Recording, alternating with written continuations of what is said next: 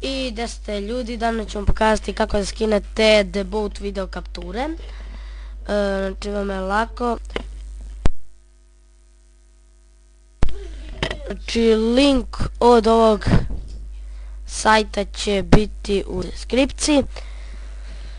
Idete ovdje na free download.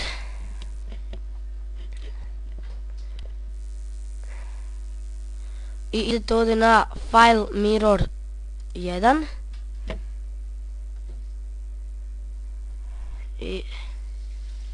I sada idete ovdje click here to start the download.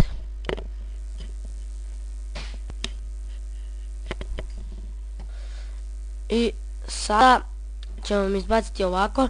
Idete na save file, znači idete na save. I sada će početi da vam se skida. Da smanjimo sliku. Stisnete tu. Idete na run.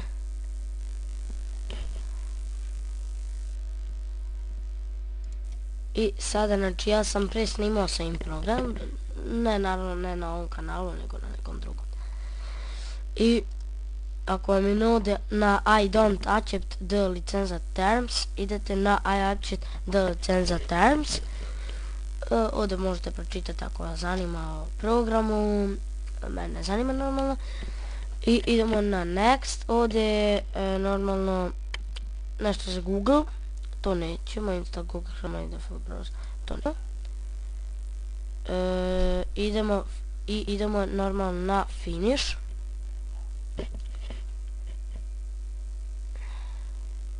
I sada ovako će, sačekat ćemo malo.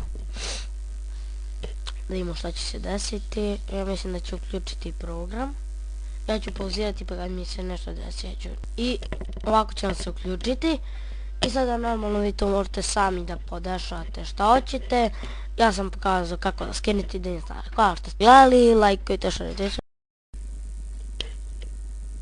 I evo ljudi, ovo je snimak sa onog programa debut video kapture. Naravno ja sam pokazao kako da skinete i to je bilo.